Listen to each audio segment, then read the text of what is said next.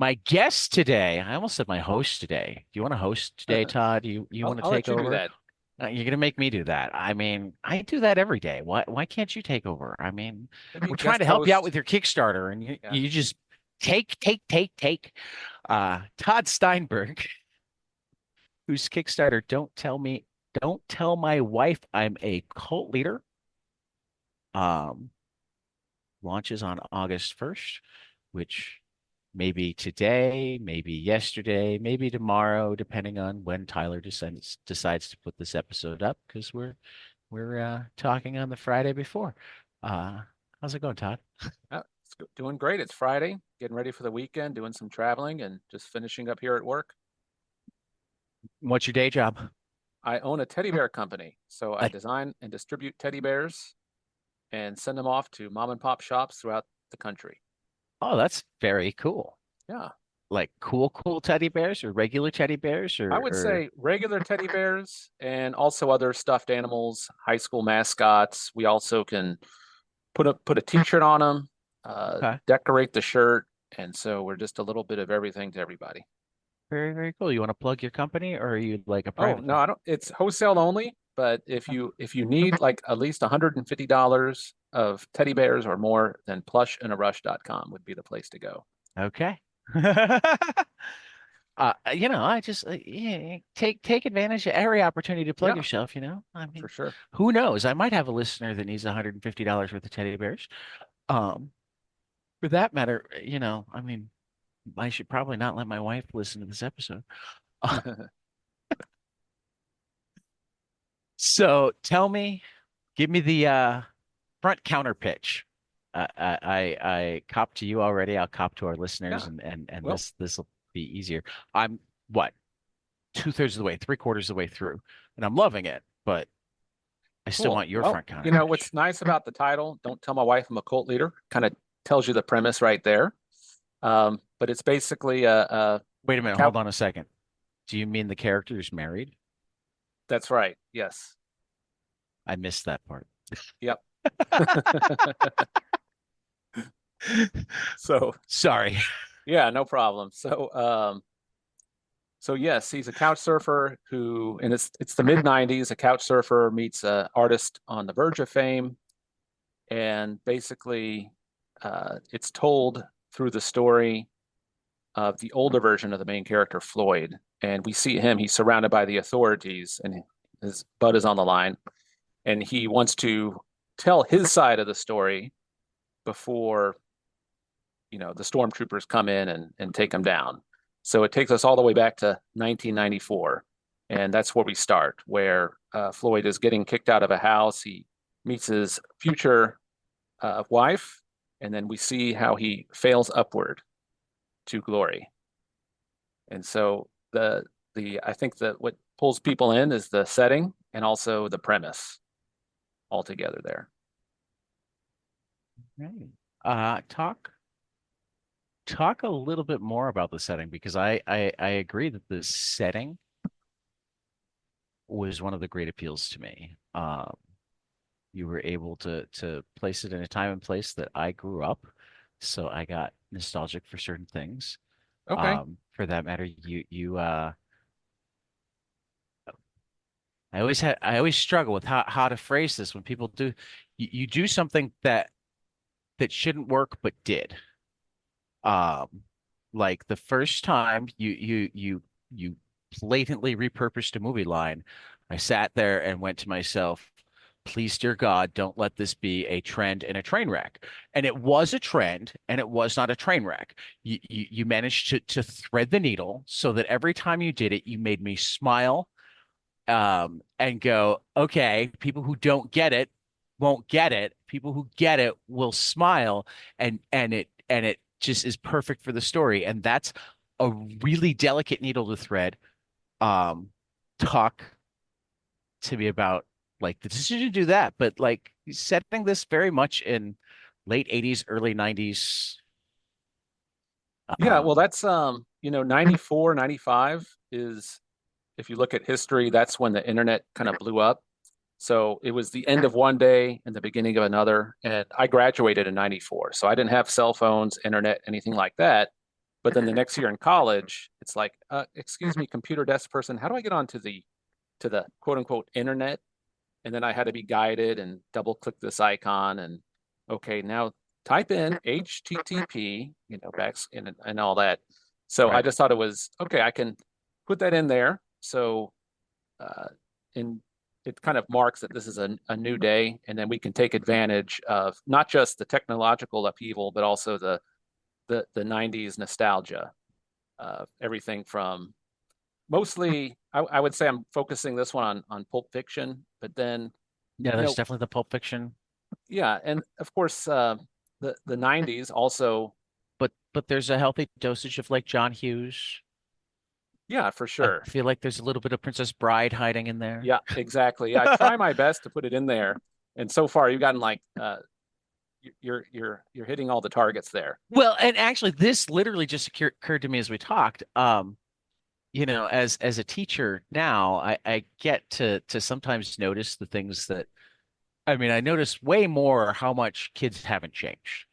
Kids in the time that I've taught, kids when I was a kid, we have way more in common with each other than we ever like to admit.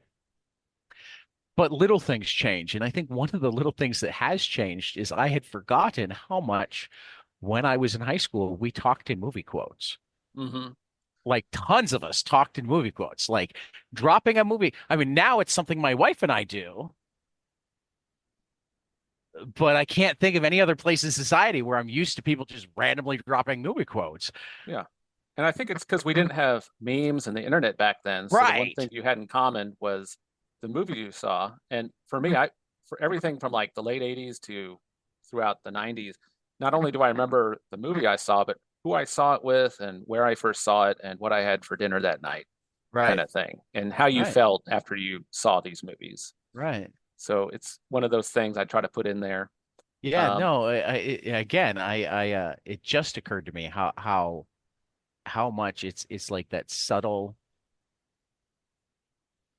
for everything we've gained from the internet, the biggest thing we've lost just in the proliferation of media through the years is shared experience. right, Everybody knew where they were when the moon landing occurred because everybody was watching. What does everybody do anymore? Nobody has to do any. I mean, when there are three channels, of course everybody talks about what was on TV last night because everybody watched the same thing. When there are 3,000 channels, right. um, it's great because if you didn't like the thing that everybody was watching, or I'm all for. I love diversity. Um, but there is something that there's a subtle difference in society from that lack of shared experience, and I loved the feeling of that. See, and I'm just going all meta right now. I hope that this isn't boring to you or our listeners. I think no, you're right. And then it's all about, and what's nice is because there's now not just 100 cable channels or more, but also all the streaming.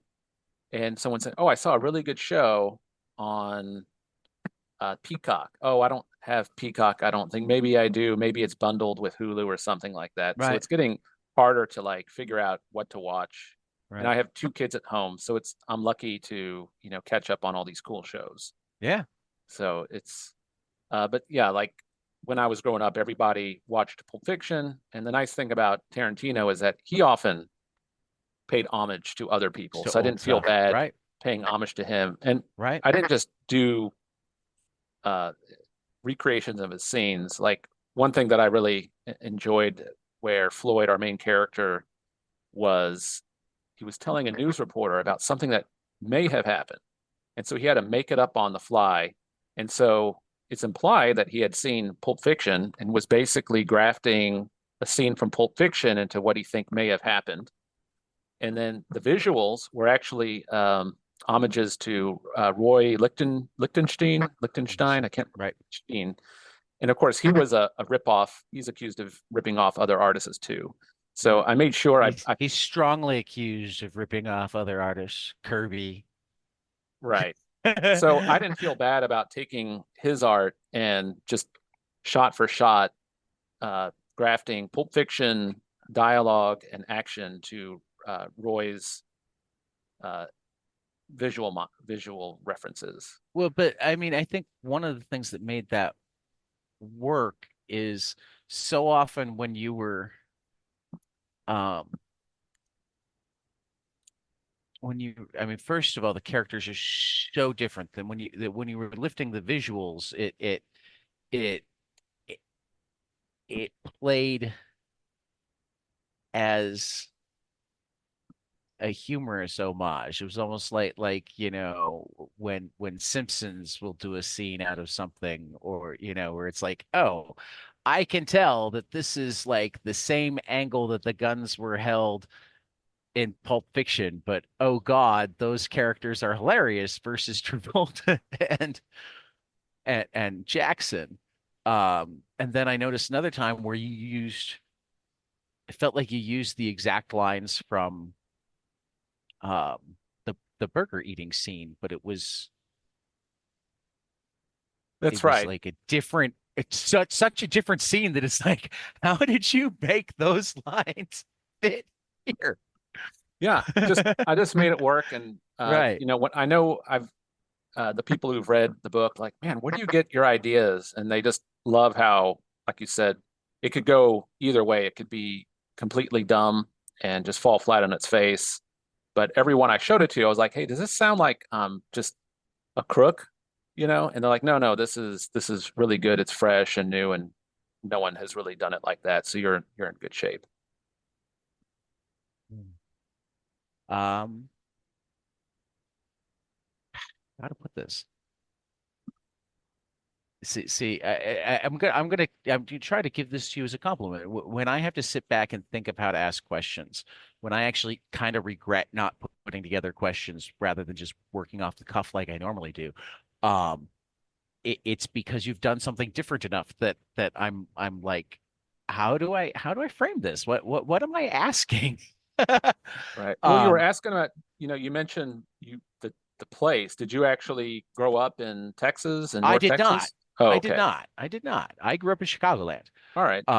But I mean, I've studied U.S. history enough in the recent years that like the Waco reference is heavy. Um, and that was where I was going with this question here is there is a lot of really fantastic social commentary done subtly enough that somebody who absolutely doesn't want to believe that they're reading a book with politics in it can choose to. Um, but those of us who are able to go, oh wow, get to have a I think much deeper experience. How much of that is like deliberate and how much of that just came out? Yeah, well, I study a lot of stuff. I did get, a bachelor's and master's from the University of North Texas, which is in Denton, where I set the Okay. When you the set the book, place. And Denton is, it's a college town, so it's like Austin, but mini Austin, right? and it's always trying to be like Austin, but never. And it's known in North Texas, but elsewhere not so much unless you're a jazz fan. Then it has a really great jazz program, but there are no jazz clubs in Denton, so it's one of those anomalies there. Poor But jazz program kids. yeah, but yeah, I've studied, like, I've read tons and tons of nonfiction. I Right. probably have read maybe 0.5% of the comics and graphic novels that you have. But I'll spend just a lot of time learning all about U.S. history, world history. My wife has a lot of family in South Africa, which kind Okay. of inspired those two Inspired that part. chapters, right? And just when I came back from South Africa, I read Nelson Mandela's autobiography, Okay. a huge book on South African history, something on rhino poaching, just for good Okay. measure, and then Trevor Noah's autobiography to his That's memoirs. a fantastic one. Yeah, and then also I wrote those scenes, and then I was like, I got to make sure I get this right. I don't want to be accused of, writing about a different culture and getting it wrong. So I found a South African person who edited those chapters and gave me some really good help that you and I and 99% of Americans wouldn't have sussed out, Right. but I wanted it to be as Well, accurate as that's possible. no, I mean that's that was one of my next questions. I'm really when you're threading so many because again, I mean not knowing you um having this be one of the handful of times where I had somebody reach out to us rather than the other way around. Looking at it, I'm like, oh please, dear God, let this be awesome rather than a train wreck. Uh, and I mean, please don't take that like eh, negatively. I think out loud. Sure. Um, but but as I was reading it, particularly early on, I'm trying to go, okay, is he doing a really good job at portraying what this sort of thing is like, or is he a snake cult leader? Yeah. Where is this book going? Um, but I mean, that's it's important to write about um interesting and difficult things. You're not always, particularly when you're going to have multiple interesting and difficult things woven in the same story. It's not always going to be from personal experience. So I love to hear that you both have done your homework and that you were aware that reaching out to people who had a more personal take on the perspective was Yeah. Thank you. And, like with chapter two, it takes place in the Civil War in Texas. And Texas wasn't like a major theater of the Civil War. But yes and no. yeah. So, but we, however, what I can say is that, it does play a role, obviously, with Juneteenth and all that. Right. But there, one of the things I wanted to get at was that history isn't simple. And once you Oh start God, looking no. into it, you're like, oh, okay, it's not just North versus South. It's not just good guys versus bad guys. And in the case in Texas, yeah, they seceded from the Union on account of slavery. Uh, but there were a lot of counties who voted against Yep. slavery. They wanted to stay in the Union. Well, And I one of the mean, most, go ahead.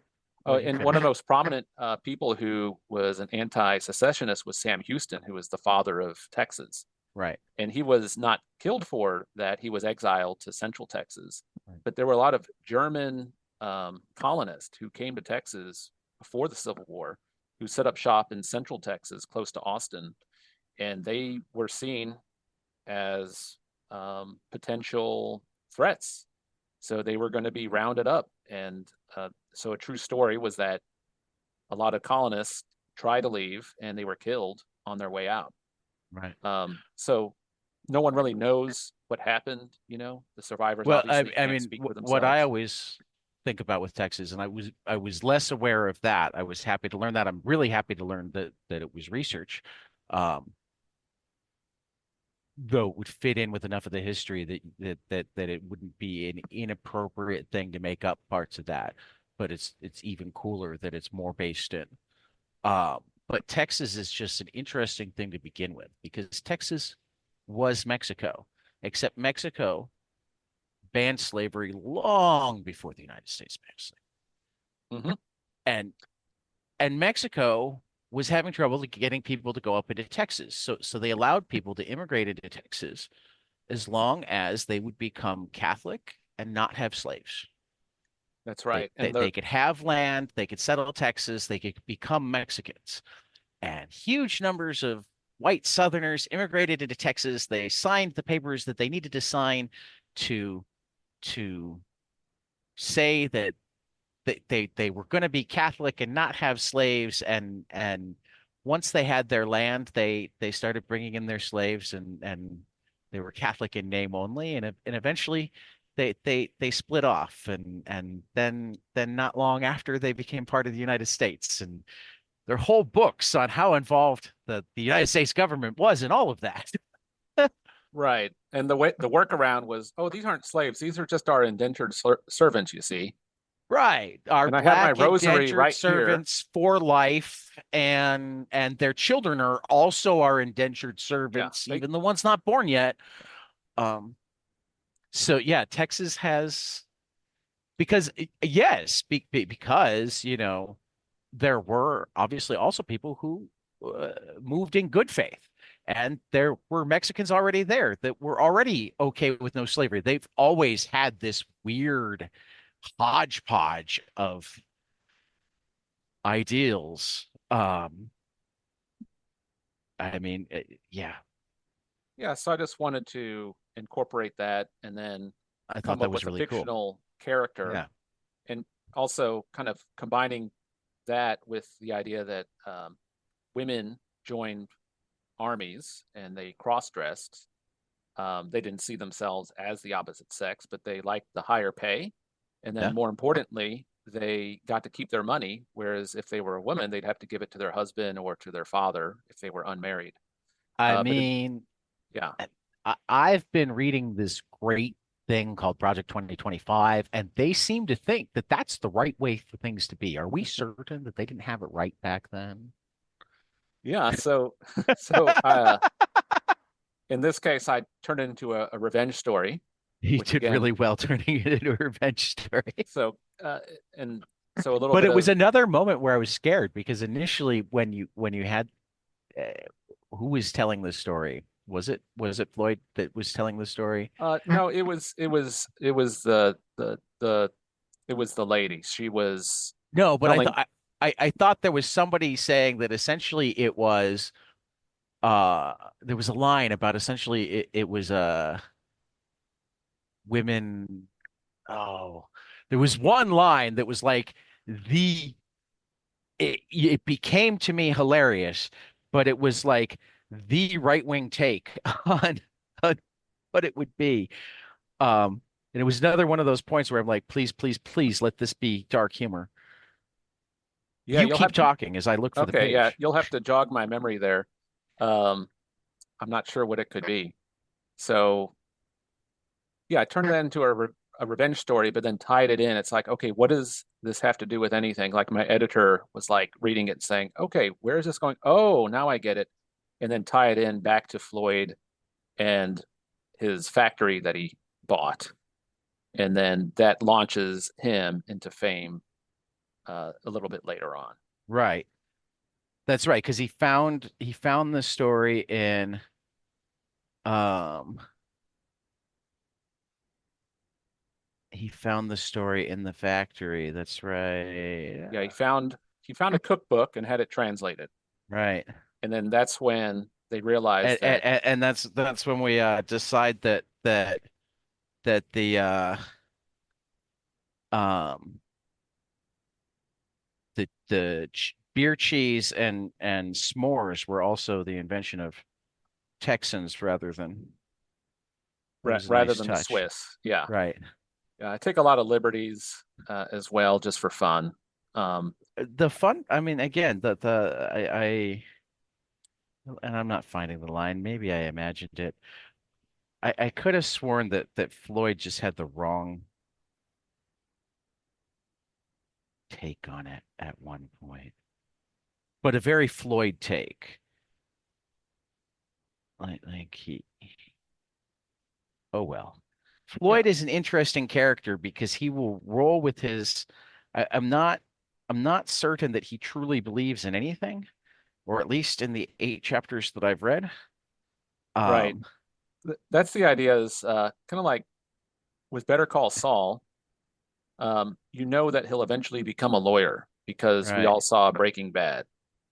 But right. here, what everyone says is like, when does the cult begin, Todd? I'm like, well, just be patient and wait for it. I'm introducing a lot of characters, and at the end of book one, it'll tell you a little bit more. But if you like the story, then enjoy the story. Why do you have to know what's going to happen next?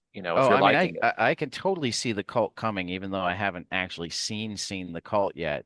Just because, again, he's the one that somehow can take for almost everybody around him. He can like in a line or two go from like way the wrong thing to having them on his side.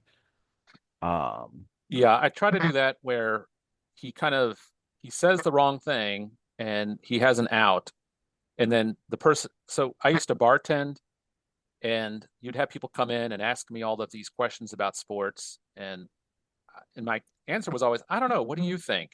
And then they tell you, and of course that's what they wanted to do anyway. So Floyd will often say, well, what do you think? And then they'll say something, and from that he'll be able to riff from that. Or the next person who asks him a similar question, he'll just repeat what that person said to him. And then he sounds like an expert. yeah. So it's pretty much what any flim flam type artist might say or do. But I mean where it's different from so many real life flim flam artists is I mean he has that perfect like I just realized the character that I was about to compare him to is named Floyd. So if this is the influence, like I don't think so. you can, he has that perfect Brad Pitt in True Romance on the couch, like completely unaware of everything. Um, oh, they're not here. They went to the whatever motel. Well, you go out on the, and then you take a right and you drive and you drive and you drive. And the guy pumps the shotgun. Oh, and then you're there. Yeah, it has been too long since I've seen that one. But Um, but he's got that like laid back, doesn't care. I mean, other than the fact that you don't see him smoking up all the time, he could be the total stoner. Um, so there's like no. Oh, here we are. It's the news interview. That's right, okay, Bernice. Turns out it was straight up sabotage. Kapow! Lightning struck by 1.21 gigawatts of female incited annihilation. right. Yeah, female incited annihilation. Yeah. I mean, when I read that line, I'm like, please go the right directions. And you Yeah, you thought did. it was going to be a diatribe on why women should stay at home or something like that. Yeah, It was, I don't know you. I don't know the book. So, right. yes, it was possible. Yeah. Yeah, We I were still early enough in the reading that it was possible. yeah, with my background, I have a lot of experience being in Texas. It's, you know, red or whatever, but it's not like, okay, but then you're in Dallas, which is where I'm at. I Well, I work in mean, Dallas, and yeah, then I live in the suburbs, and then I have friends from all over. So I just know how to thread the needle and find the precious point of unity right. because I understand where everyone's coming from. I may not agree with them, but I understand why they believe what they believe and that we all grew up in a particular Well, on a place, different particular day, time. I might need to ask you to explain why some of them believe what they believe, because there are a handful of things that come out of particularly Texas politicians that I can't figure out Yeah, how anybody would yeah, and they may believe. not have all the answers, but I've gone to, And I try to humanize their voters too. yeah, I mean, I've gone to anarchist conferences. I took courses, Scientology courses in the 90s for about Okay. 6 or 7 months. That was pretty fun. And just done lots of reading and talking with people and understanding where they're coming from. And I try to put it all into the book um, without trying to make a specific point. Like I don't have a specific cause I'm trying to promote. Like I'm not a crypto fascist who's going to just pull the wool over your eyes and lead you into uh, some terrible ideology or something But like that. isn't that exactly what a crypto fascist would say? I guess you got me there. Um, I don't know how to. I can't prove a negative though. I'm not So a cult leader, yeah, is I think what every cult leader ever has. it's funny. I was at this was 20, 30 years ago, but I went in. I was having dinner at a Thai restaurant, and a bunch of robed people came in, like white Americans. So they were wearing Buddhist-looking robes, and several of them had different colors. So a couple of them had red, a couple of them had orange, and I was like, "Hey, psst, come over here. What's up with the robes?" And they gave their spiel about finding oneness and all that. And like, now it's not a cult. I was like, well, I didn't ask you. Then he goes, actually, it is kind of a cult, but we're not like a bad, we're not going to try to kill everyone. We just want to live apart and do our own thing.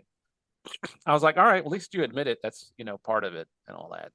But the reason I chose cult too is because it's one of those loaded words that is kind of meaningless now because everyone throws it out like, you're an extremist, you're a fascist, you're a racist.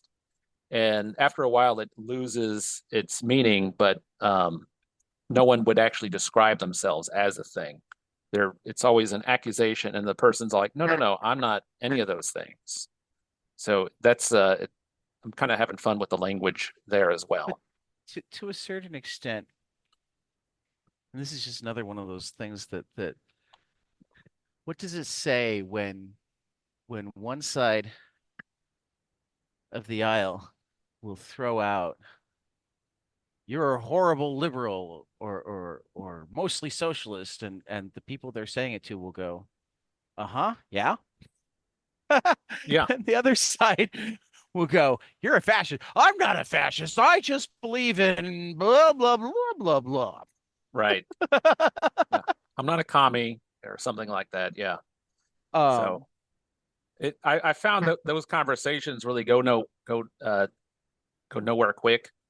So I try to avoid I them. mean, It's I love when people on the right wind up calling me any of their names because I'll sit there and define the terms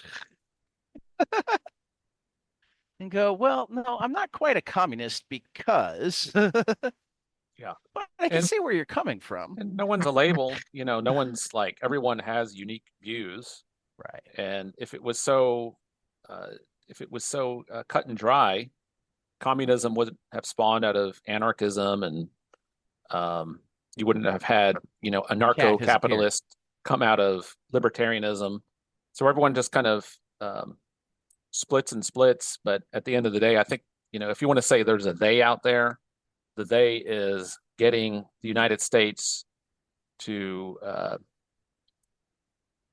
basically leverage and use against weaponize our differing points of view against us rather than for us. Yeah. And if like when I'll sit down at a podcast and it'll be like a liberal who doesn't shit himself and someone on the right who doesn't shit himself, they'll talk over each other for a good 20, 30 minutes, but then they start to understand where the other person's coming from.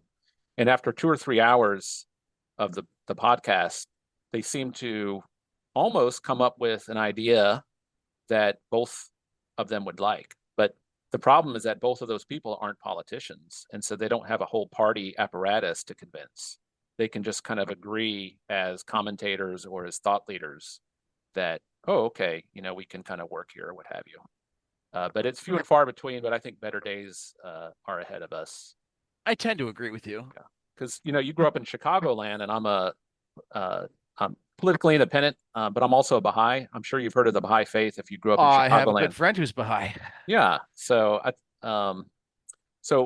we just believe in the spiritual destiny of America and that we are going to go to hell and back, but then we'll eventually end up leading the world spiritually, just as we lead the world materially, and we'll end up finding a way to make it all work together. And you can see different countries like, if you look at Sri Lanka, when they got their independence, this little South Indian island nation, they had two ethnic groups, the Tamil and uh, the Sinhalese.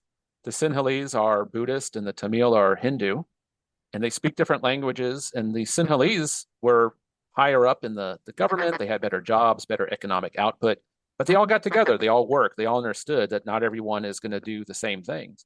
But then when the prime minister came to power, one of the ways he got into power was putting the two groups against each other. And set the boiling point really high. And then after Yeah. he got elected, he tried to cool it down, but he had radicalized too many of his followers. They ended up killing him for trying to moderate. And then it started a civil war, which lasted for decades. Yep. And it was just through rhetoric. It was just through demagoguery. So, It's, I um, mean, Yeah, and that's different. It's a tiny island nation. It's hard to like, all Well, right, let's no, go I out to mean, the Northwest. So I don't because think anything like that will happen here. I just think right, it'll make our lives miserable. that there are the roots of our Civil War was rhetoric. There was also a couple of very big shared differences in belief at the root of the rhetoric. But I mean, yeah, Sri Lanka is a good microcosm of most civil wars in history. Yeah. And then, on the other, then you have Singapore that when they got independence, the leader was ruling with an iron fist and a velvet glove. And he was like, hey guys, if you come here and set up shop, I'm not going to tax you too much. And we'll use those taxes on education and infrastructure. And we'll make sure crime is low. And that way anyone who lives here is not going to get robbed. And they're like, all right, let's place a few bets. And then 2 generations later, Singapore is, one of the jewels of that region.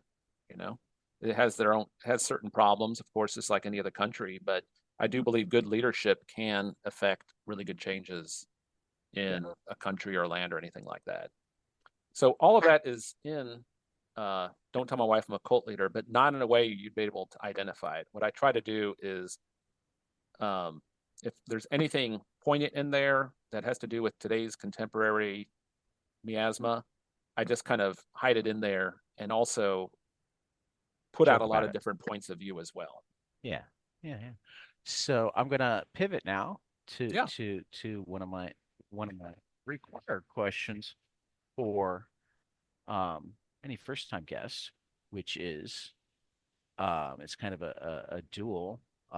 Why comics slash give me your comics history from like where you started reading the comics yeah, to making this. sure. So I consider myself an immigrant to the comic community. I wasn't born here. So I mean, I was born in the United States. I mean, I Well, wasn't born comics may reading. or may not have been born in the United States, so Yeah, yeah. know. So um, I I grew up. got what you meant. Yeah, okay. I grew up. I was trying to read your face, trying to make sure you understand. Like, did he No, say I how was he's? reading Yeah. something. Trying to read my face is But I I grew up think too reading. many different ways at once, and which one pops up on my face is Yeah, but sometimes hard to know. so I grew up reading. My mom gave me all the books, and my favorites were The Far Side. I know that's not a. It's a comic I love strip. Farside. No, Also, I have a comic strip book club. yeah, and Comics are comics.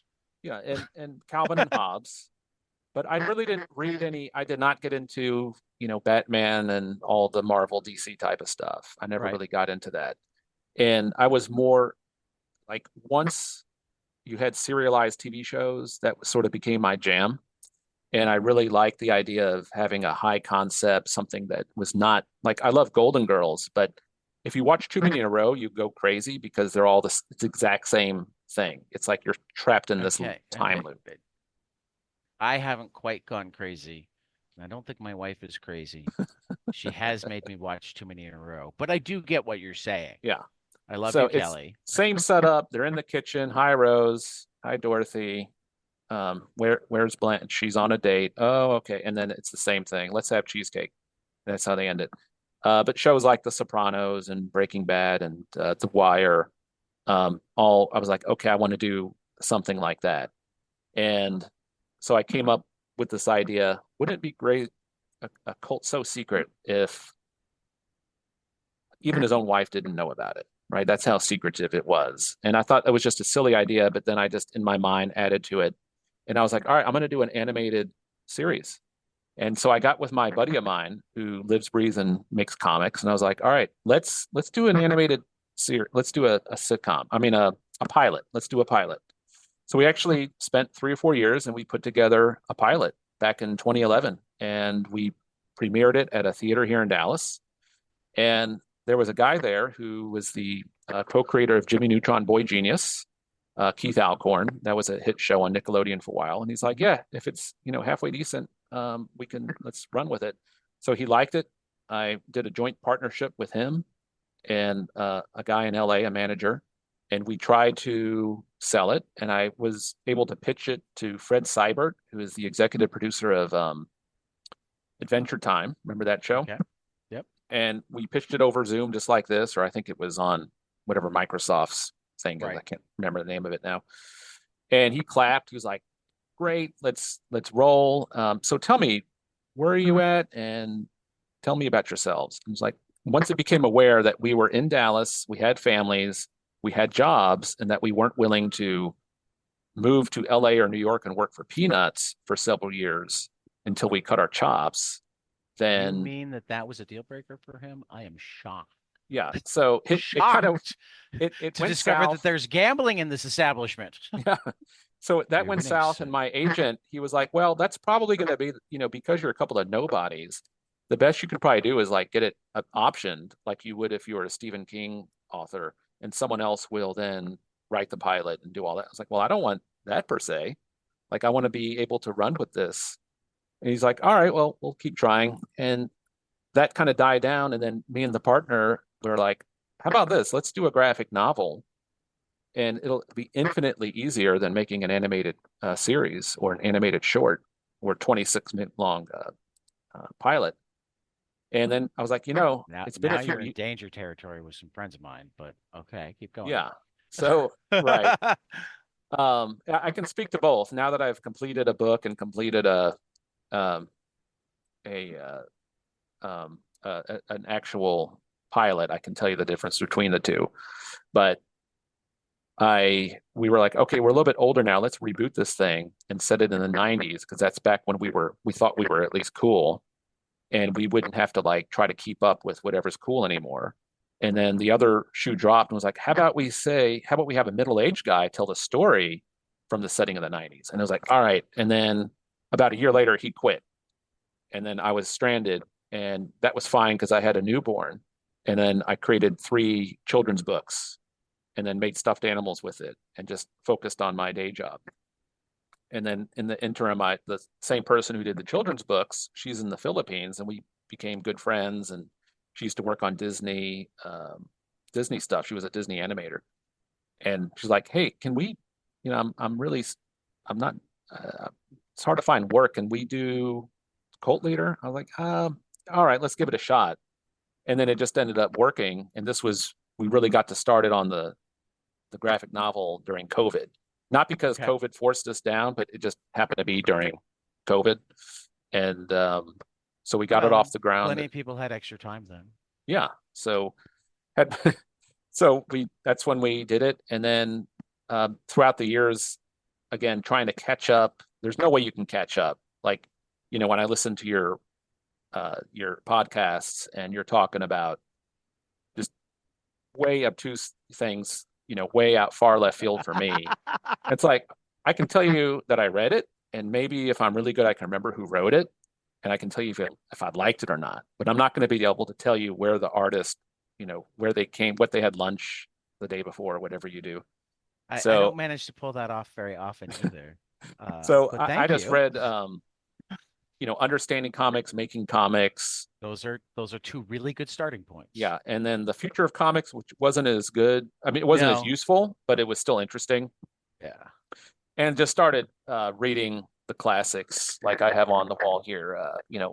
Mouse, Yeah. and I think probably the most recent one that I read that I consider classic like would be Habibi by Craig Thompson. I Nick thought that Thompson. was a work of art. And then I've what do I have? I can never remember how to pronounce it either. Cerebus. Cerebus. Yes, Cerebus. I always get it wrong. Dave Sim was great until he went a little crazy. Yeah, I haven't I gotten was to the I that crazy. was specifically what I was worried about when I read that line. Hey, there's still time. There's still time. So It's funny that you brought up Cerebus because the line that I went digging for about it being the basically a woman decided to. I went, oh please don't go David Sim on yeah. us. No, my actual wife would not let me get away with anything like that. I mean, she puts up with my snide remarks. Like we went to a Barbie exhibit at a science Right. museum, and she was like, "Don't say anything. You're gonna have to apologize for later while we're at this Barbie." I was like, "Okay, I won't say anything." I mean, I I'll said, be honest, I haven't finished Cerebus, so it's not completely like my personal opinion, but it does. I have enough friends whose opinions on most things I completely and wholeheartedly respect, etc., who will say that Cerebus is amazing for 150, 200 issues, and then Dave Sim goes crazy. And the art's still a little bit amazing, but ooh, some of the directions he Yeah. goes. So, and of course, the fact that he was able to do that independently and, send Yeah, off like back way before the internet yeah. is, a lesson Well, for I everybody. mean, a couple of my favorite guests are Terry Moore and Jeff Smith. We're both right there next to him doing Bone and Strangers in Paradise completely. I mean, they were kind of the trio of top notch. We're publishing our own comics, but we're big enough to distribute in the stores. Yeah. Um, And, what's funny is Bone, I or probably have bought Bone, the whole series, more than any other, because I'll befriend, like I was in Big Brothers Big Sisters, and it was like get Bone for any kids who are reluctant readers. yep. And I gave that to everyone. I've never read it, but I've given it to so many people. You've never read it? No, I need Oh to, my because I was God. I was too busy giving it away to people, and then they'd come to Well, me and and say, see, here's the "Amazing." thing that makes me really sad about that is you're giving away in Little Brothers. I said Little Brothers, Little Sisters, Big Big Sisters, Brothers Big Big Sisters. Brothers, Big Sisters. So you're giving away to kids, and I love that you're giving it away to kids. But here's the thing about Bone: it wasn't written for kids. Yeah. Hey, It was written for you and me. the comic It book was guy said my 11-year-old little brother would love it. So I well, went. but no. As it turns out, it is like The Simpsons, like uh, drawing blanks, handful of Disney movies, whatnot. It is one of those true all ages things where there is something there is it is not only okay for anybody to read, but there is something for readers of all ages to latch onto. Um, the reason I laugh is because it was written. I mean, it started as a college strip, so Mhm. so so be, before he turned it into when it was slightly more meta. It was the proto bone was a college strip. It was written to entertain college students. It was in the Ohio State Lantern. Um, and then it was published to the comic market, which is primarily 20 and 30, and your target audience was 20 and 30. It was years after he was done that Scholastic came to him and said, we'd like to start off our graphic novel line by colorizing Bone and putting it out. And he was like, sure, but I've been done with it for 10 years. I'm not going back and changing anything. And they're like, we're okay with that. And he's like, you know that there's drinking and some romantic themes and even some kind of implied fantastic drug use, right? Yeah, yeah, no, we're fine. Yeah. It's like, okay, as long as we don't have to change anything. Yeah. And I have to put that on my put it up on my yeah, reading no, list. it is again true all ages. I don't care if you're 8 or 88, you're gonna find things that you connect with and love. So yes, please put it higher on your read list Yeah. And because here's something that'll give away. You may end the conversation here, but I just only read and finished Watchmen this year. So, I'm way more disappointed in you not having read Bone okay. than if you All right. hadn't read Watchmen. Yeah. And it would never end the conversation if you for you not having read. I mean, people come to comics at different times from different Yeah. angles and whatnot, but I cannot pitch Bone hard enough to anybody. Um, I'll do it. I'm gonna do it. I'll read it on the plane tomorrow. I'll get it. yeah, Yeah. But other than that, it's I've focused whenever I go to Half Price Books. I don't know if they have that there in yes, they do. Chicago. I'll just go to the In graphic fact, novel. well, now I'm in north end of Chicago. I grew up in the west side west suburbs. Now it's the north suburbs. And yes, we have half price books in both Yeah. of them. So they have that, it started in Dallas, and so they have this giant store. Yep, It's not as big as Powell's, but out there in Portland, but it'll do. And right. so I'll just go to them and just shop the graphic novels. And if They have anything doesn't, fantastic graphic yeah, novel sections at a number of my yeah. And local if it ones. looks interesting, it doesn't have to be anything famous, but a lot of them are memoirs, slices of life. They're And I'll great. just pick those up, read it, and then go sell it back. Like there was one on Jeffrey Dahmer, but it wasn't on, it was My a friend guy. Dahmer, What's that? My my friend friend Dahmer. Dahmer, Yeah, that was Beck great. Durf. Yeah, that was He great he because was a guest on the show as well. how about Durf's that? a good guy. Yeah, so that one I loved, and so I just kind of absorb it all. If you And loved that one, you should read his Kent State and okay, his Trashed. Trashed, I particularly love because Trashed is one part um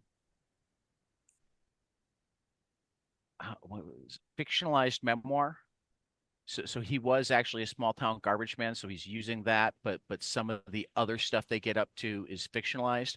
But at the same time, like nonfiction on the environmental impacts of trash and whatnot, but woven together in a way that it works really well. cool. Yeah, you're giving Which me is all the sorts type of of thing that you can do in comics that you can't do well in other mediums. And that's, I mean, Trashed is one of the examples of why I champion comics. yeah. And then I'm on Kickstarter. I got the um my first Kickstarter happening, at the beginning of the month. Right, And I've only funded maybe a couple of dozen Kickstarters, but 90% of them are graphic novels. right. One that I'm looking forward to reading, again, might be embarrassing, is the Three Stooges meets Cthulhu. Cthulhu. I don't think Um, there's anything embarrassing about that.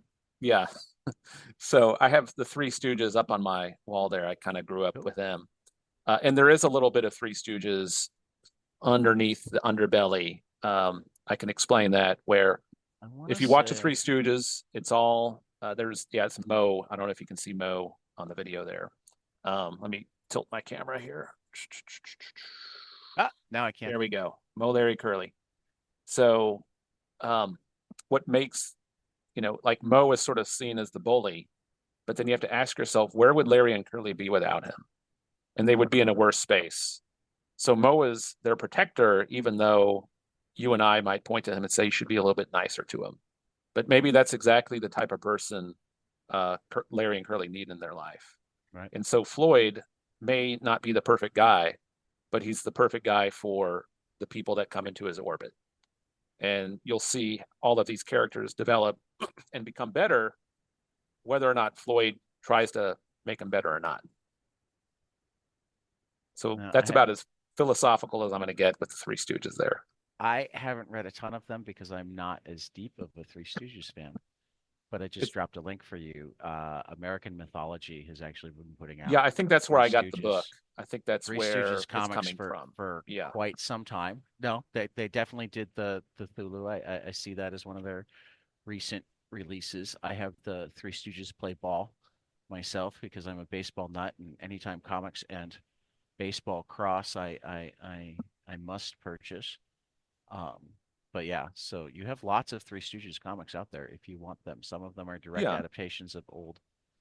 Yeah. Uh, I've read a few of those. But I would say that's the skinny of it. A lot of biographies. And again, well, I going mean, back, comics. That's I mean, biography or really autobio yeah. is another one of the reasons that I champion um the medium the way that I do because um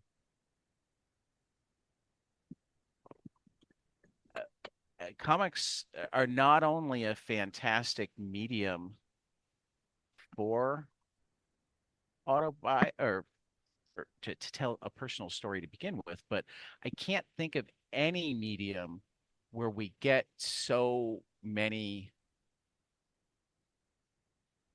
autobiographical or even biographical works of I always struggle with the way to say this because they're remarkable because of the graphic novels that they make, but they're otherwise unremarkable people. They're not the people that if they hadn't written a graphic novel about themselves, they would be featured in Time or People or the New Yorker or whatnot. They're telling stories about very human lives, very human struggles. Um, they're not a big movie star. They're not. whatever. Um, and this is the special ed teacher in me. This is the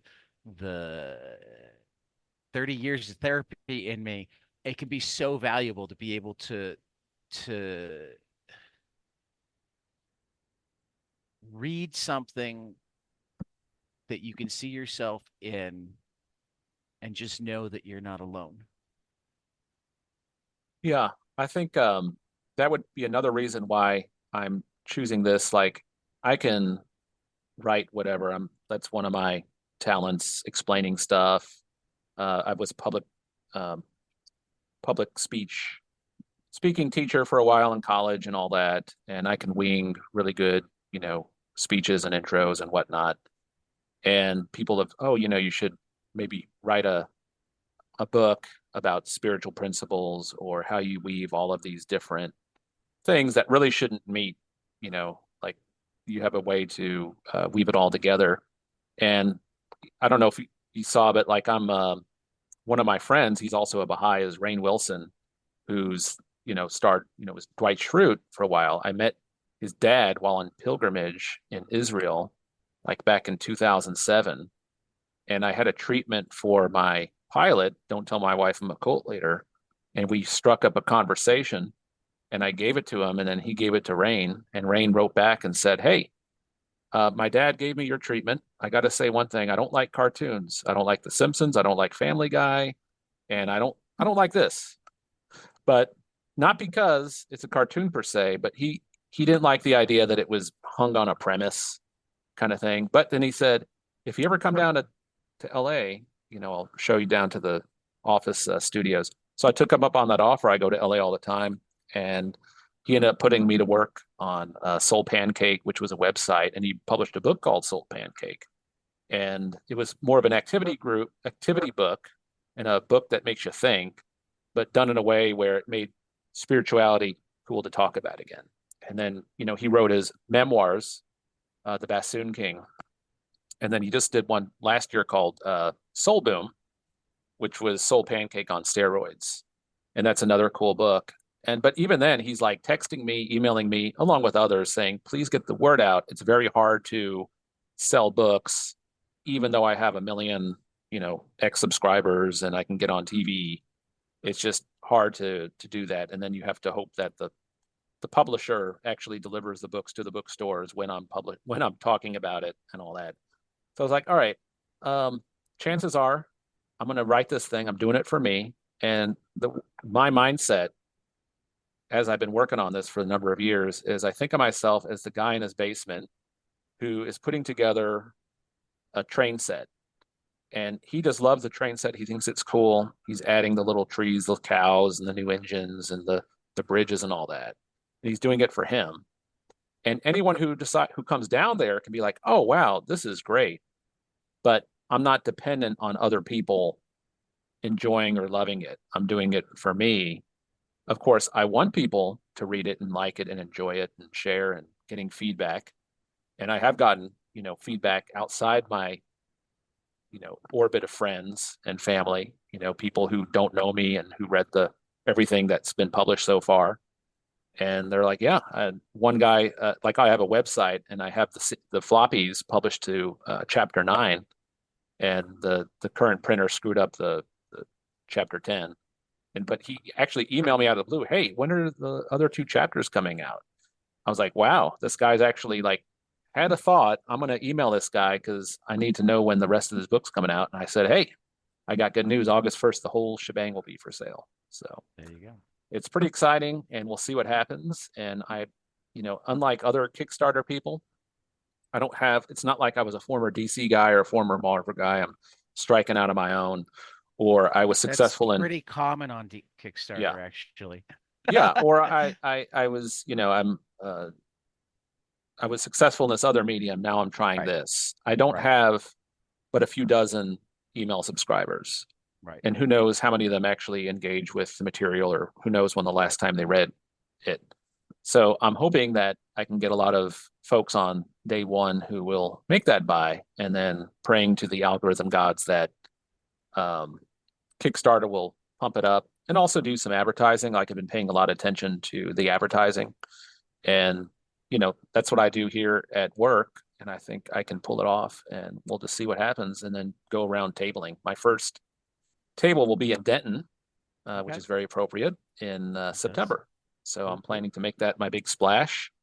And then, gosh, it is harder to even get people, like you submit a form to table at a conference and they're like, you don't mean this year, do you? You don't mean the one 6 months from now. You mean the one in 2026, right? I'm like, I guess if unless you have an opening. So that'll be another thing. And I always find about the perfect conference What like way after which the fact. yeah, which size cons are you looking at? Uh Really it's more like trying to find out from folks in my boat where they have it may not be the biggest, but Yeah, um no, that's my point, is I would actually yeah. be looking a lot at places like SPX and Cake in Chicago, Milk in Milwaukee, Decaf in Denver.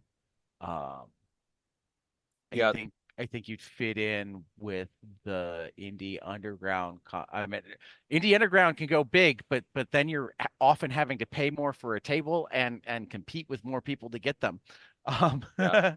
I'll have to email well, you'll have to email me your top five on Okay, that one because I putting together a little list. But I think the one in Houston, Comicpalooza, right, I have friends who said this was great compared to Dallas. Dallas was nice and fun, but Houston just seemed to draw out the people right. who are looking for I this kind of thing. actually we've got, I'll try to remember, and if you think about it, send me an email. I'll be talking, our comic strip book club is coming up on I think the 11th, and that's where I have the most um small press, more indie creators together at the same time. I can Right on. bounce the question off of them. Yeah. So yeah, I just try to take everything that I've learned that I think is interesting and put it into the book. And yeah, that was one of my fears is like, is this going to make sense to people? And what's nice about, I'll tell you, one of the great benefits of writing a graphic novel as opposed to like a regular novel or whatever is you write the script and you start laying it out on the page and like, whoa, this is way too many frames, or this is way too much dialogue, or this is too many scenes. So let me pare it down. And I'm like, hey, this still says the same thing, but in a way more concise way. Yeah. And I think it was yeah, Neil Gaiman, there was some uh he had some rule of thumb, words on a page, like don't do more than this. And I'm like, well, gosh, he's pretty wordy. And it took me a long time to get through Watchmen just because there's so much dialogue. Well, that's Alan Moore. Yeah, I'm Yeah, sorry, Alan Moore. yeah, Sorry. yeah, yeah. No, Um, no, no. Because both Gaiman and Moore blow it away. I'm trying to remember who. I don't feel like either of them are the ones that did words on a page. I think they're used as the counterexamples, except for the people who say no, they're not counterexamples. They could cut down on their words better. yeah. So I knew whatever the word count was, I was nowhere close to that. So I was Right. like, cool, all right. Yeah. And and I'll actually time myself as I'm reading it, and I'll read it multiple times just to make sure that it all makes sense, and Right. have some friends who've given me really good advice. And Chris Staros, He said, he's top shelf. top shelf. Yeah. Yeah, he was soliciting. I was on a Facebook group, and they were like, "This guy's good if you need a comics coach slash editor without like having someone full time or what have you." So I Right. hired him, and he was really indispensable. Cool. And he gave me a lot of great feedback. I'm like, oh yeah, you're right. And then another friend, and I gave it to friends in different perspectives. Like, yeah, I think you're using too much curse words. You should cut it down. I was like, okay, you make a point. I'll just use it when I think no other word would do. Right. So I have a term in there, fuck a boss, that I thought I really needed to have that in there. Like fuck, Definitely. homeless guy saying, fuck a Yep. boss. No. And Yep. I could Yep. there was nothing else that fit it. And so or I might have, you know, the SH word Yep. appear a few times when I felt like No, see, that person. that's I mean, I probably said that to students so many times it's not even funny. It's like I am not the teacher who's going to give you a hard time for cursing, but I will give you a hard time for cursing unintelligently. Right. if you're going to use language, have it matter. Right. If Yeah. it's just fuck this and fuck that and fuck this and it doesn't mean anything anymore. Yep. The So emphasis is gone. exactly. So, And fuck unlike a boss is Tarantino, perfect because now it's not even just fuck this. It's like we created a new phrase that you can't create with another word and have it have that. I mean, like dumb boss. Yeah, it doesn't work. Fuck a yeah, boss. yeah. So that was a line. I had a friend who was a truck driver, and he was like, "Todd, I have an idea for a T-shirt line called "Fuck a Boss." And he explained it to me, and he went nowhere with it. So I need to go tell him, "Hey, good news, good news." So, and um, and also I have a lot of experience in prisons. I haven't served time in prison, but I've spent a lot of Yeah, time. see, the way to roll it back there. I've Yeah, got a lot of experience. I mean, I yeah, visited people in prison. yeah. I rolled. Yeah, I didn't roll three doubles in a row. No, nothing like that. And so I gave them Yet. copies of it, and they're like, "Wow, you got it. You even have like, how'd you know about the trans women like getting the desk job?" I was like, Right. "I didn't know." It's like, "Yeah, they always work in the office." Like, how'd you know? I was like, "I guessed." I was like, kind of thing. So I was like, "Cool, yeah." I mean, I meant that. Yeah, that's how extensive my experience Because is. misogyny is alive in prisons too. You can be a woman, but that means you get a desk job. Yeah. What's funny is like, depending on what prison, like being gay is considered taboo, but if you're trans, then oh, that's fine, kind Right. of thing. And then it's not as big of a taboo if you get with a trans person than if you hooked up with another dude or what have I you. love it. So and it's so funny. Like I've been there, done that with the whole Be uh careful with that again. You were just talking about, the prison sexual oh yeah, been there. structure. And yeah, I've been there, done that. So no, I have a Does your friend. wife know? Yeah. So no, I have a friend who he was in prison for his his name is Snakebite, which is what I named one of my characters, except he's a black guy who is who he went to prison for killing, shouldn't have said his name, but for killing Well, you his didn't give us our last night yeah, for name. killing his lover, his gay lover, uh out of jealousy when he was like 14. And he was sent to prison and he became friends with my friend. They were cellmates, and they both got out at the same time. Snakebite got out on a technicality because of his age, Okay. and he ended up getting HIV while he was in prison. And he was telling me what a rough time he was having with all of the gay guys, and all the Christians would tell him, he's possessed by demons or something like that. The Christians in prison are a different sort. They have way too much time on their hands. But anyway, then Some of them have way too much time on their hands out of prison too. yeah, so the other friend was like, "Well, dude, why don't you go on a dating website? Those are a thing now. They didn't have them back when we were locked up. Why don't you go onto an HIV positive website and why don't you just go out, take a woman out on a date?" He's like, "What?" He's like, "Go ahead, try it. Just try it." Right. And I'm not, I shit you not, they fell in love and they got married like a year later. And he goes to me, he's like, "Todd, I want you to know this is for real. I really do love her. Um, I have feelings for her, and we do every." I'm like, "Hey, hey, Try. hey, That's allowed. yeah." I'm like, "Hey, man, you don't have to justify it, man. You do you, and all that." And as far as I know, I haven't talked to him too much, but as far as I know, they're still married, and he's working and all that kind of stuff. That's So good. the point is like I've heard it all. I've heard it all, Right. and you haven't gone there, but there's a scene in the final chapter 11 that really did happen to a friend. He found a way to cut down. He found a way to get out of the halfway house he was in. So you'll see what happens there Coming up as soon. well, Probably coming up this soon. evening. So yeah, people are like, Because I "What do swear you?" to God, I was out late with a previous guest on the show and having a very good time. And I got up and I started reading, and then I fell asleep. Yeah, yeah, because even the phone. You read about the phones, right, in prison? Yes. So I had a friend who was at a halfway house where you're not allowed to have cell phones in there. And of course, if you're trying to get a job, you need to have a phone because Yep. the only phone they have is a public pay phone and Right. anyone can pick it up. So if you're trying to get incoming phone calls from people interested in you, Wait a minute. You mean that halfway houses are only half thought out in terms of actually helping the people in the halfway oh, houses? they're I am halfway. shocked. No, Shocked. they're quarter way houses and that's pushing it.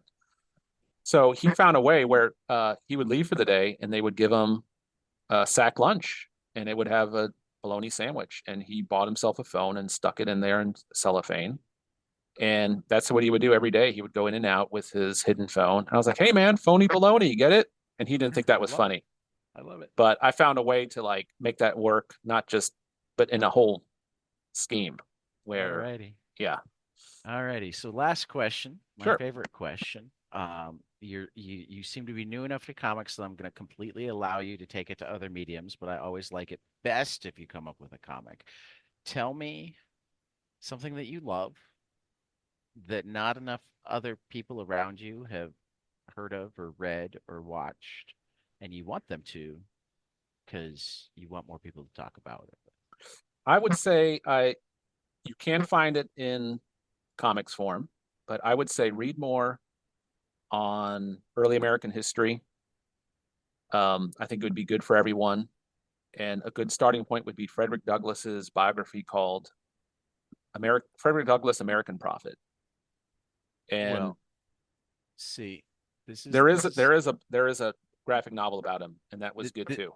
this is where I'm going to I read say that. you can actually Yes, find it in comic I form. actually read that first, and then I was like, I need more. I need to know more about this guy. So I Yeah, no, found Frederick. I actually, I think my favorite version of Frederick Douglass's autobiography, because he wrote it multiple times, was the yes, narrative of the life of Frederick Douglass. But yep, American Prophet is also amazing. and I second that. yeah, and you read that one, the novel, Yeah.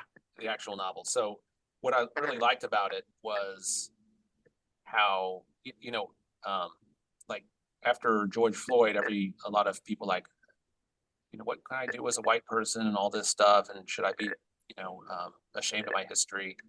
And I think it was Ibram X. Kendi was like, why don't you read about, heroes during abolition and all that? And so Frederick Douglass's biography, you see that it was a team effort all along Right. the way, and that he couldn't have done it alone. They couldn't have done it without him, but he couldn't have done it without them either. And lots of people put their life on the line.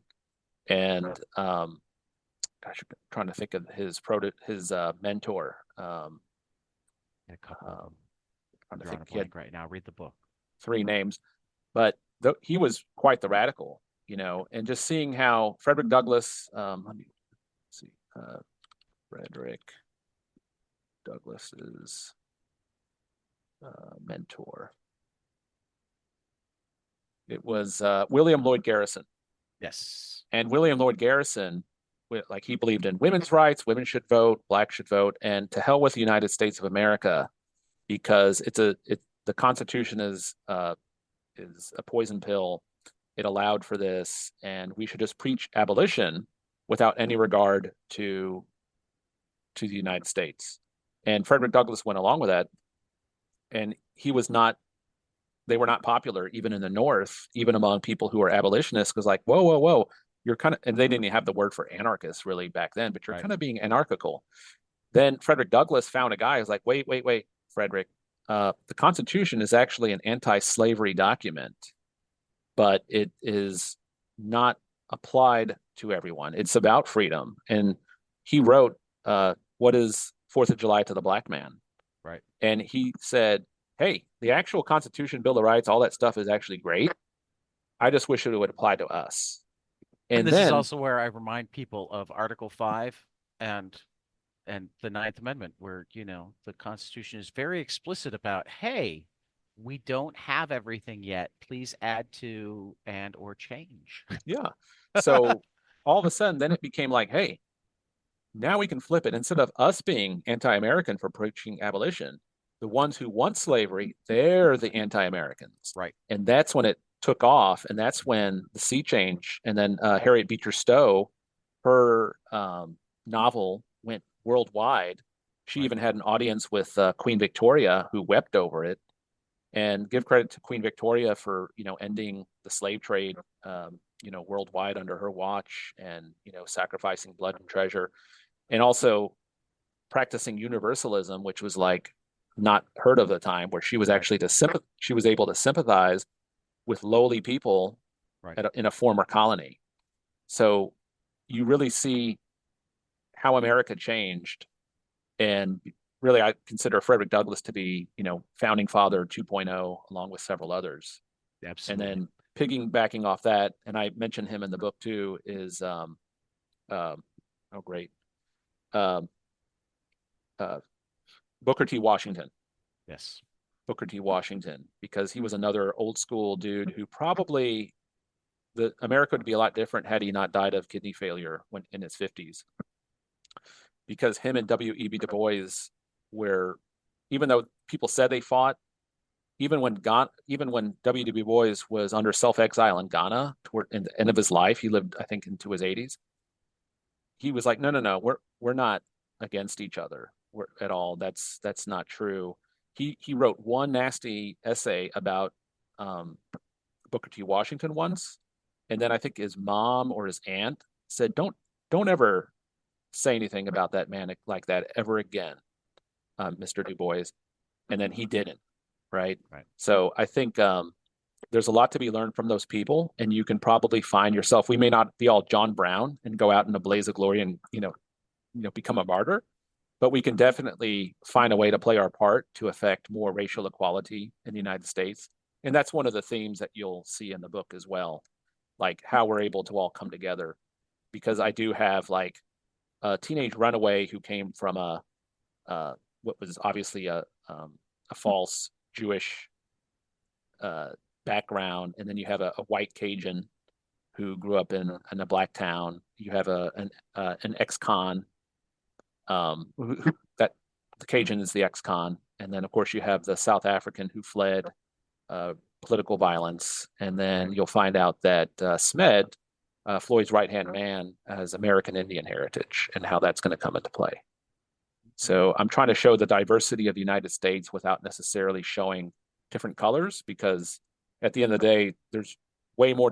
When you say, "Oh, that's a diverse crowd," you would think, "Oh, that must mean there's multi colors there." But there's way more to that is an aspect, but there's way more to diversity than just Absolutely. that. And I think we Absolutely. forget that, and we should embrace our differences and try to have that sin covering eye and see everybody uh, for the good in them, and try to bring that out. And like we were talking about earlier, trying to understand where they came from. And if Yeah. we work hard enough, we could probably find ways to work together. I know that there was a book called uh, "The Ghost of King Leopold," and it was about the King Leopold of Belgium, who basically ran the Free State of Congo. And he was terrible. He was like the first mass murderer. And one of the investigative journalists, they didn't have that term at the time. He was so aghast by what he saw. He came back to the United States and he tried to tell everyone about it, including a lot of white supremacists back to Africa types back in the 19 teens. He was like, guys, we need you on board here. We need to stop what's happening in the Congo, or else no black people will want to go back to Africa. And so that's how aghast he was. He was even willing to get with white supremacists to Right. ally them with. So you know a cause is strong when you're willing to get with like your class enemies in order to stop it. Right. And so I think that can happen here. I think it will happen here. I think it's hard to understand what's happening right now because I saw a meme where it was like uh, kids taking the AP history test will really hate this part of American history right now, right? Because it's going to be very difficult. But we're living through it. We all know it. It's July's not over, and I we're I this I is a I historical month. yeah, I hope very much that I live long enough that we're in a place that we can write interesting and balanced histories of Yeah. this era I think because what will I would be happen, fascinated to read them. my hope as a Baha'i and as anyone else who wants more unity is that eventually we'll get to a point where whoever's running for president will be like, you know what?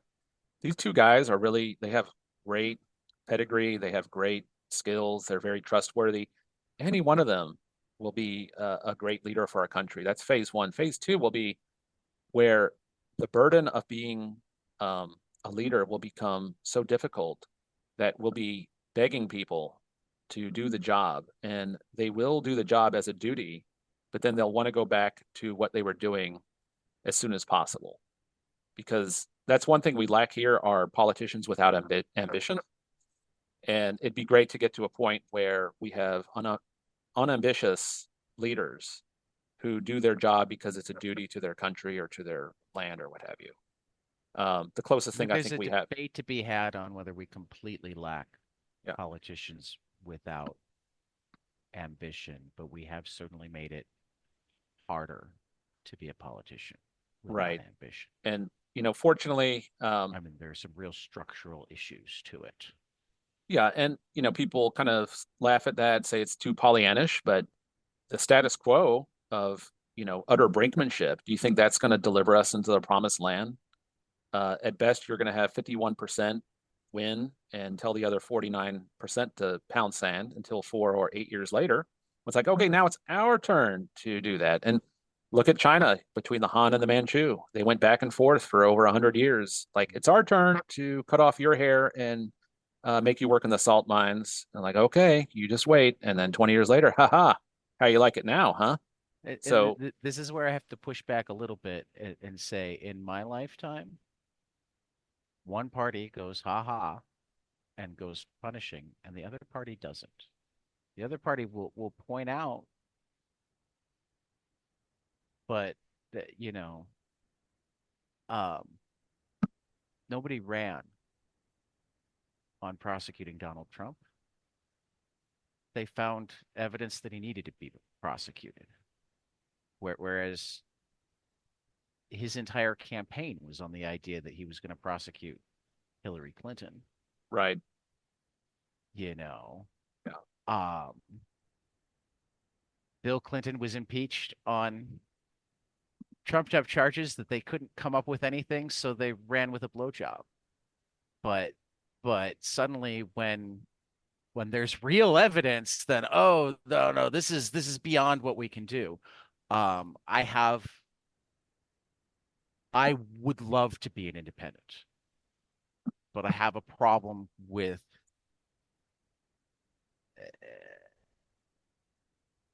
false equivalence between the parties right now because there isn't an equivalence between the party. There is one party that is absolutely positively burn it down to make the rich people richer. And another Right. party that's flawed in a million ways, but like actually seems to like care about the concept of democracy and freedom. Yeah, and part of the problem is that if you said that without naming names and we didn't know who you were, where you were coming from, you would have to say, well, which one are you talking about? Because one side will think, oh, you're definitely talking about those I guys, get and the other that, but side, but there's a really really interesting study that I read years ago, and I need to go find it again on Fox News being in front of CNN in the channel listings. Like if it's channel 301 and CNN's 302, is like worth 2 percentage points in polling for the Republican side. yeah. So the best thing I we mean, can do so, is so like, one of the issues is there is also very much a calling itself news propaganda engine on one side and not really on the other. You yeah, know, I mean, the I think the what's his name is like at the end of the day, waiting around for the perfect politician to fix our problems is a fool's oh errand. yeah, that you can't do at all. And, I think it was John Locke and Edmund Burke, the two English philosophers. John Locke was the give me liberty or give me death. Right. Edmund Burke was like, no, we should only give liberty to people who can actually use it. Otherwise, we'll end up with a libertine society and whatnot. And I understand where he's coming from because you have to have a good culture first, get that good culture, and then from there you can bring out leaders who can maintain whatever it is you want to maintain, kind of thing. So, as a Baha'i or just as anyone else, as you or anyone else, you live your best life, you become a better person, which makes your family a better person. And then that in turn will make your neighborhood a better place, and therefore the city and the state and the world. And that's a grassroots effort. And you don't have to wait Absolutely. around for a politician to do it. Uh, you know, poor communities in the Congo, they're not going to get a good government anytime soon.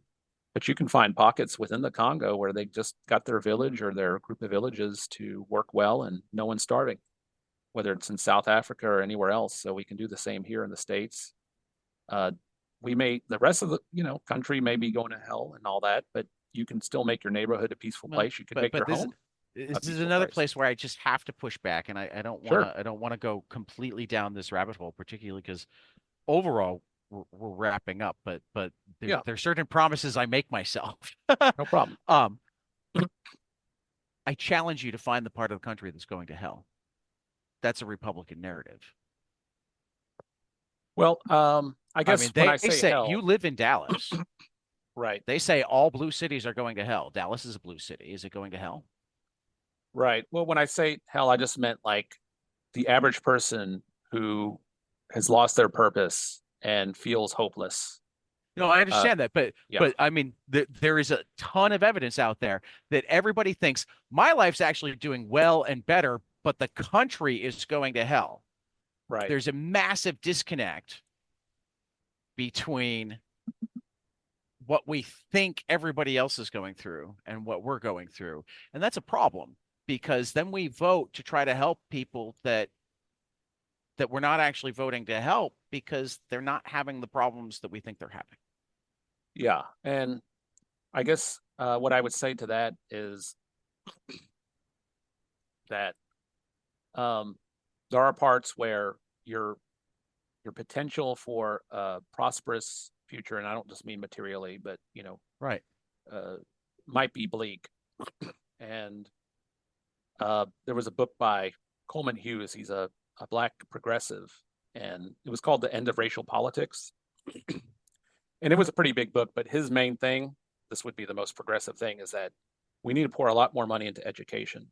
Oh, We can't wait absolutely. around for families to become better and read to their kids and all that kind of stuff. We need to not just pour But money into education, but do it at pre-K, so yes. that these kids, when they come of age, sixth grade, seventh grade, they're not reading at a kindergarten, first grade Yep. level. There was a really good podcast called Code Switch done by NPR. Yep. I know that one. And there was like a 3 or 4 part series on, I think it was the Ron Brown School, and it was just for black boys. They had black teachers, black principals, black counselors, et cetera, et cetera, et cetera. And they interviewed a teacher who was like, I'm a Shakespeare teacher. My gift from God is to make anyone fall in love with Shakespeare. But what I can't do is get kids in 11th grade who are rating at a 7th grade level to miraculously read at an 11th grade level in Right. one calendar year. Right. And it was the end of the series. It was like Ron Brown School. It was good in a lot of ways, but it wasn't enough. And outside of making all of these kids wards of the state, the best thing we can do is like we spot these problem areas and we put as much resources as possible. And the highest paid teachers should be the ones who go into these areas that need the most help. And this is where I say two things. Democrats actually work on fixing education and getting money for education, and Republicans literally want to get rid of the Department of Education. Yeah. So, at the federal level, how much does the Department of Education do other than take money and give it to the states? At the end of the day, I a lot mean, of the, because and this is a problem that unfortunately can only be solved at the federal level because if it's left at the local level, it stays the way it is. Um, most education right now is paid for by local property taxes. So in poor schools, the ones that you're talking about that need money, the only money they get is federal money. So if you're yeah. not dealing with it at a federal level, there's no money to give them. And in that same book, he talks about a Houston superintendent, predominantly Black, Hispanic, where the superintendent just threw out the rule book and was able to. He was basically said, "Kids, this is what we demand of you. We have high expectations. You must meet them. If you misbehave, you will be punished."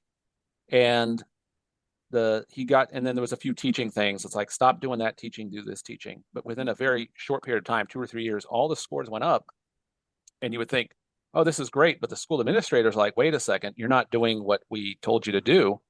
They were about to can them. And then the parents were like, don't can them or we'll can you. And so there are always like examples of good things happening. That can happen. They're the black swan, right? Yeah. That it's proof that it can happen. And we just need to like find these good ideas and put away our political There are a ton of good ideas out yeah, there. and make it happen. And I think that's just the thing. Just like we were talking about Sri Lanka going into civil war, we can have the opposite, where you can have an area where you've had decades of terrible times, but in a short period of time, you can make things happen. But I think part of the problem is people don't believe it can happen. It's kind of like you ask people about world peace. Do you want world peace? Everyone's going to say yes. Do you think it'll happen? No, it's not going to happen.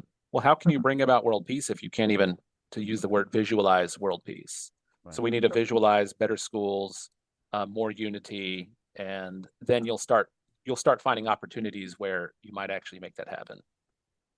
So and again, I know we were talking about a lot of Do it things, but every I day. try to put that into don't tell my wife I'm a cult leader, even though That was what I was about to say. Don't tell my wife you're a yeah, cult leader. I'm not quite done with it. I'm looking forward to finishing this evening. It's fun. It's hilarious. It will make you think about all sorts of things, just like we've done here. And Todd, it's been great. I hope I haven't been annoying. no, it's Uh, been great, Tad. I'm glad I found another like one syllable name that begins with T that's not my name. hey, So hey. I never really. I mean, there are Teds out there too. We have That's one true. on I was named regularly. after my grandfather was Ted. You're right.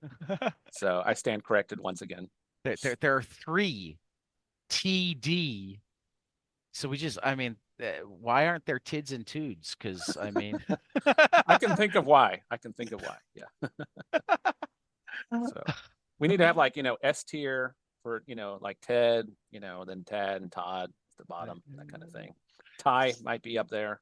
Ty's a good but one. that doesn't have a D at the end. I Yeah. mean, that's the other thing. I mean, one Yeah. syllable T names that start with T and end with D. I mean, Yeah. I think you got it's a them. I thing. think I'll have to look that up. English names. Yeah. I mean, there's Thad.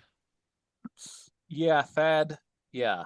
I don't I know mean, any. I'm Thaddeus, so I get called that. I've been called Thad too much in my life, so I know it's out there. I don't like it, but it's out there. All right. Well, that's a good resource. I didn't think I'd learn about, yeah, names like this, but that's great. So anything else Ah. to wrap up? You Don't can, tell my wife I'm a cult leader will be on Kickstarter August 1st, which is either tomorrow, yesterday, or today, depending on when Tyler puts this up. Or possibly weeks ago if you're behind on listening. So, I mean, hopefully you listen to it soon enough to go kick it or go back it. It looks like are the prices on your pre basically, preview page still first the day same? will be $30 for the hardback plus PDF, 35 Okay. after that. But I found a really good source overseas to where I can bring them in to where, I think I was told, oh, you should sell it as much as 50. I'm like, no, I was like, I could do 25. I'm like, no, people will think it's too cheap. I mean, I'm telling you for a nearly 400 page hardback, I would have gone 50 just because, you deserve to pay yourself. But Yeah. but I'm okay with paying less. Um, and you've also got the $20 digital for people who don't have space Yep. or funds. And then I'll write So you into the book for $500 and I'll make sure you die or are embarrassed. That's my yeah, promise to you. yeah, I don't have $500. I'm not gonna become a cultist, but that's a cool thing to do. Cool thing Yeah. to do. I love it. And you've got, is that it looks like a $90 for retailers for 5 copies, Yeah. which is a Be able to fantastic deal. just do it at All right. basically at cost and just get Right. them out there. I'm fortunate to work across the street from a comic book shop who has been more Which than one? Give happy. it a plug, unless you don't like it. Yeah, Zeus Comics, and it's basically a local institution. The guy's one of the nicest dudes in the world, and he'll let me table there. He'll have special guests, and he'll put my when I had my children's books, he put them right there in the front at the cash wrap, Very cool. and he put all my floppies up there, and would call me when they sold out. So he's great. Um, so recommend Richard at Zeus Comics if you're in Dallas. That's definitely one of the spots to hit. That's 1334 Inwood Road in Yep. Dallas, Texas. Yep. There you go. Open right now. Closes at 7. Yeah. Thank you, Google. Closed on Mondays. Don't Todd, it's been great. This has been 22 Panels. We will see you after the next page. Okay. Thank you, Tad. Hey guys, this is Tyler from 22 Panels.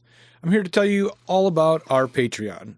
If you enjoy this show, please consider donating to our Patreon to keep this show going. We have many different tiers, all different levels to help you decide what's right for you. Okay, so get on out there to patreon.com/22 Panels Podcast.